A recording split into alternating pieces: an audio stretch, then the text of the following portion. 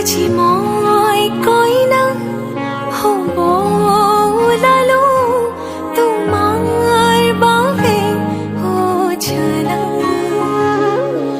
তুমি আহিছা মোকে নিবলৈ সাজু সপোনৰ ঘৰ খৰিয়া।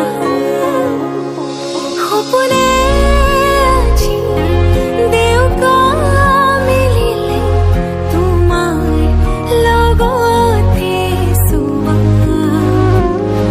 কলিজাৰ মেৰে তোমাকে বান্ধিলো আহা আজি মোৰ হোৱা। নজনাকে তুমি আহিলা মৰমৰে